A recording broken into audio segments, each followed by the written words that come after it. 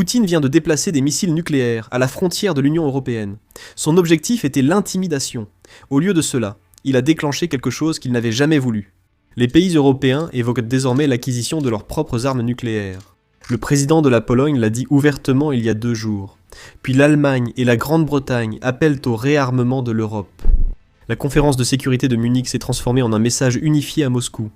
L'Europe n'a pas peur et elle se prépare à se battre. Poutine a lancé cette guerre pour effrayer l'OTAN et la forcer à se soumettre.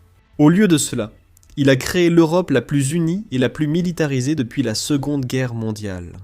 Toute cette actualité a commencé avec le dirigeant fantoche préféré de Poutine, Alexandre Loukachenko. Il vient d'annoncer que la Russie va déployer environ 10 missiles Orochnik sur le territoire biélorusse.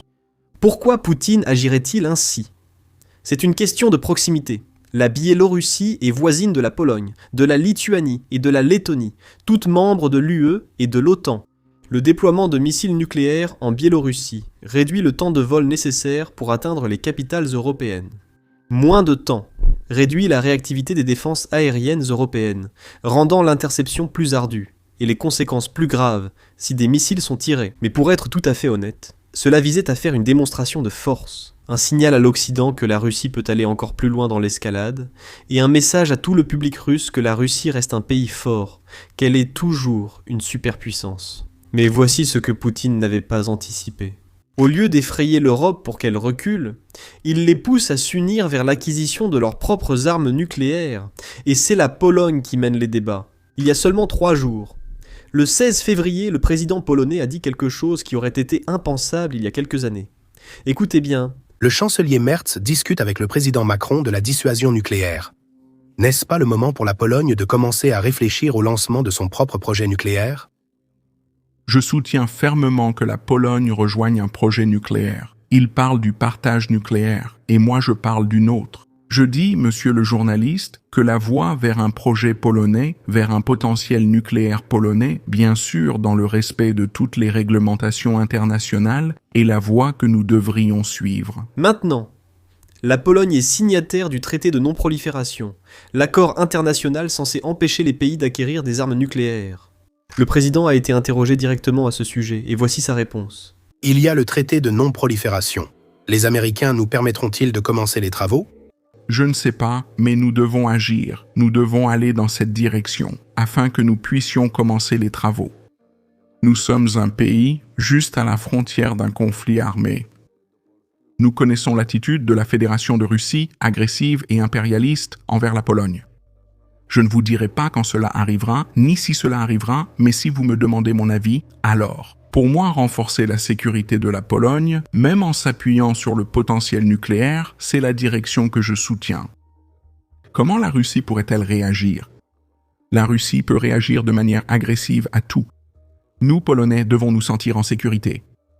Si quelqu'un demandait aujourd'hui au président polonais si je le soutiens, c'est-à-dire si c'est le cas, je dirais que je le soutiens maintenant. Il a admis ouvertement qu'il ne sait pas si les États-Unis permettraient à la Pologne de développer son propre programme nucléaire, et il a raison d'être prudent. Regardez simplement ce qui se passe en Iran.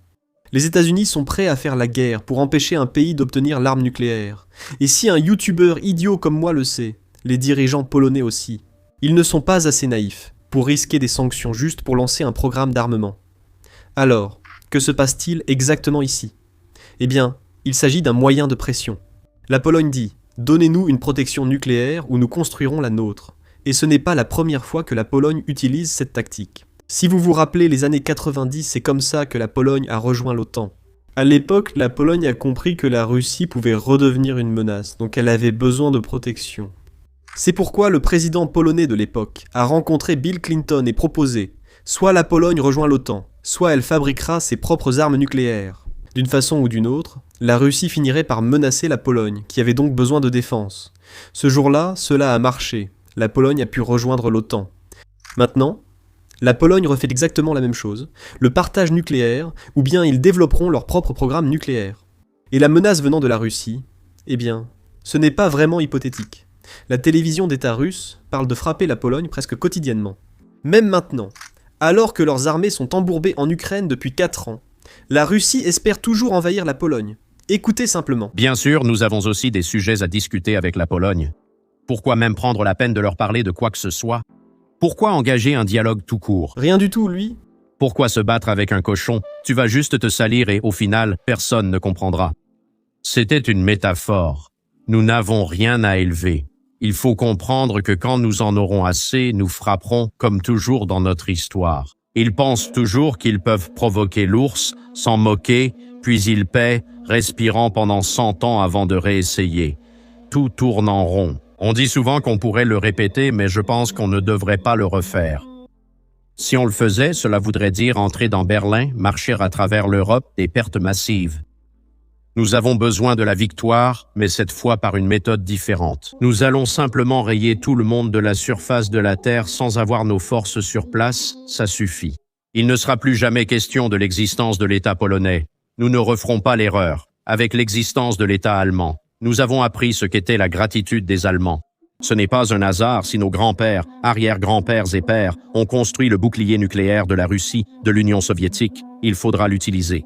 Andrei Anatolievitch est toujours contre, mais moi je suis pour. C'est précisément pour cette raison que la Pologne veut que des armes nucléaires américaines soient stationnées sur son sol. En fait, l'année dernière, la Pologne a officiellement demandé aux États-Unis de stationner des armes nucléaires sur le territoire polonais dans le cadre du programme de partage nucléaire américain. Ce programme est déjà actif en Europe. Les États-Unis ont des armes nucléaires stationnées en Allemagne, en Italie, en Turquie, en Belgique et aux Pays-Bas. La Pologne veut rejoindre cette liste. Surtout maintenant que la Biélorussie possède des missiles nucléaires russes, juste à la frontière polonaise. Mais l'année dernière, la réponse américaine n'était pas vraiment claire. Voici le vice-président J.D. Vance, qui en parle lorsqu'on lui a posé la question lors d'une interview. Écoutez bien.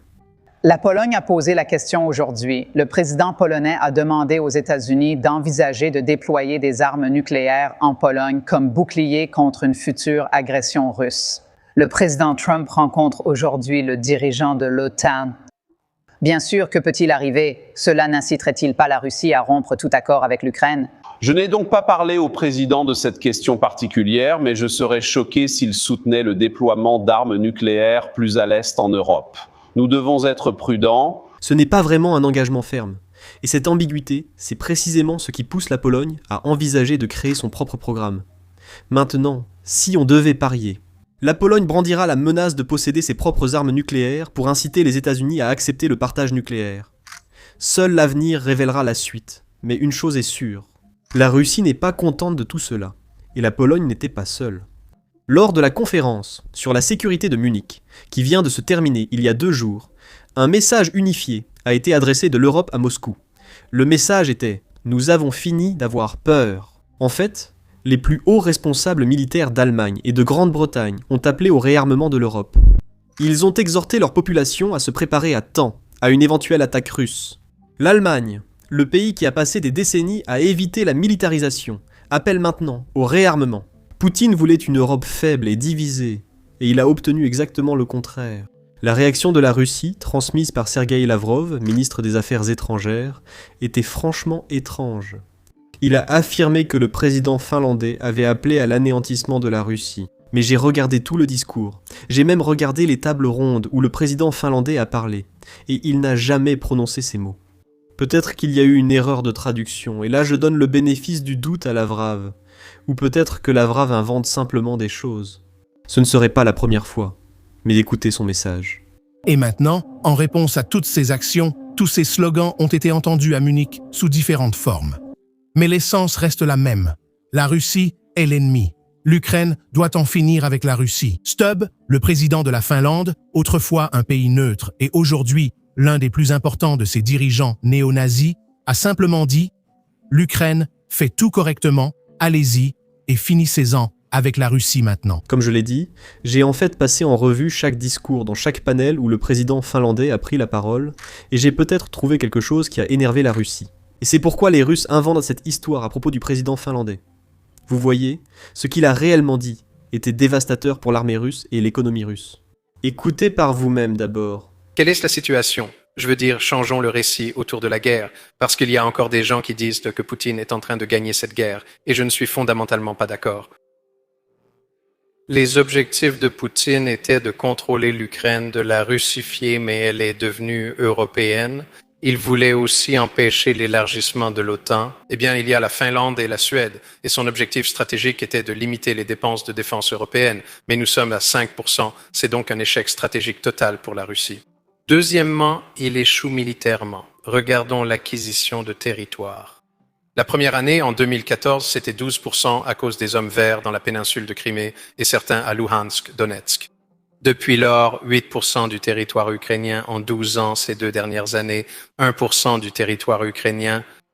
Et quel est le coût de cela? En décembre, 35 000 soldats russes sont morts. En janvier, 30 000 soldats russes sont morts. Cela fait 65 000 soldats morts en 2 mois. Enfin, cela a été un échec économique pour Poutine. Les réserves sont épuisées, la croissance est nulle, l'inflation est à 2 chiffres, et les taux d'intérêt sont à 16%.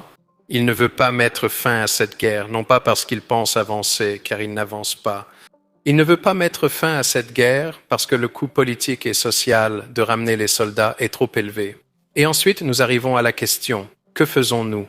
Premièrement, augmenter la pression économique, les sanctions, les services maritimes, la flotte fantôme, frapper aussi fort que possible. Et deuxièmement, continuer à fournir à l'Ukraine tous les moyens nécessaires, y compris les Tomahawks, et alors nous mènerons cela à bien et l'Ukraine gagnera cette guerre. Ensuite, il y avait Macron. Le président français a délivré un message similaire, et la Russie l'a détesté aussi, parce que tout le monde exposait en quelque sorte le linge sale de la Russie devant le monde entier, car littéralement tout le monde regardait cette conférence. C'était la conférence sur la sécurité nationale de chaque nation dans le monde. Et à cette conférence, tout le monde parlait en gros de la mauvaise performance de l'armée russe. Écoutez simplement. La Russie, après avoir envahi l'Ukraine, est un pays affaibli. Elle a gaspillé des sommes énormes d'argent dans une guerre insensée et est maintenant entrée en récession. Elle est isolée économiquement, elle est complètement dépendante de la Chine. Alors que le pays avait déjà un grave problème démographique, il a perdu des centaines de milliers de jeunes vies à cause d'une illusion. Cela visait à lutter contre l'expansion de l'OTAN, la Suède et la Finlande ont rejoint l'OTAN. Cela visait à affaiblir l'Europe. L'Europe se réarme massivement.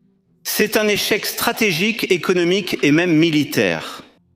Et quand j'entends certains discours défaitistes sur l'Ukraine, quand j'entends certains dirigeants exhorter l'Ukraine à accepter sa défaite, surestimant la Russie dans cette guerre, c'est une énorme erreur stratégique, car ce n'est pas la réalité. Un jour, les Russes devront faire face à l'ampleur du crime commis en leur nom, à la futilité des prétextes et aux effets dévastateurs à long terme sur leur pays.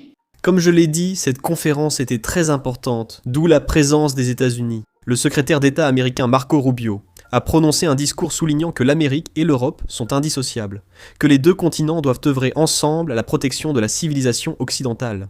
C'était vraiment très rafraîchissant, surtout pour les pays européens, d'entendre cela après ce que J.D. Vance a dit hier.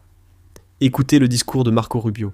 Nous faisons partie d'une seule civilisation, la civilisation occidentale. Nous sommes liés les uns aux autres par les liens les plus profonds que des nations puissent partager. Forgés par des siècles d'histoire commune, de foi chrétienne, de culture, d'héritage, de langue, d'ascendance, et par les sacrifices que nos ancêtres ont faits ensemble pour la civilisation commune dont nous avons hérité. C'est pourquoi nous, Américains, pouvons parfois paraître un peu directs et pressants dans nos conseils. Ainsi, le président Trump exige sérieux et réciprocité de nos amis en Europe. La raison, mes amis, c'est parce que nous tenons profondément à votre avenir et au nôtre. Et si parfois nous ne sommes pas d'accord, nos désaccords viennent de notre profond souci pour une Europe à laquelle nous sommes liés, non seulement économiquement, non seulement militairement, mais aussi spirituellement et culturellement. Nous voulons que l'Europe soit forte, nous croyons que l'Europe doit survivre. Parce que les 2 grandes guerres du siècle dernier nous rappellent constamment, à travers l'histoire, que finalement, notre destin est et sera toujours lié au vôtre, parce que nous savons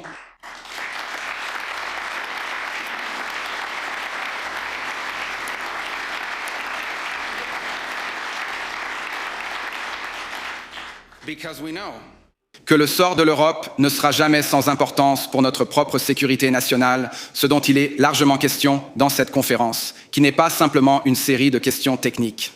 Combien nous dépensons pour la défense, ou où et comment nous la déployons? Ce sont des questions importantes, certes, mais elles ne sont pas fondamentales. La question fondamentale à laquelle nous devons répondre dès le départ est « qu'est-ce que nous défendons exactement ?» Parce que les armées ne se battent pas pour des abstractions. Les armées se battent pour un peuple. Les armées se battent pour une nation. Les armées se battent pour un mode de vie. Et c'est cela que nous défendons. Une grande civilisation qui a toutes les raisons d'être fière de son histoire, confiante en son avenir, et qui vise à toujours être maîtresse de son propre destin économique et politique. C'était ici, en Europe,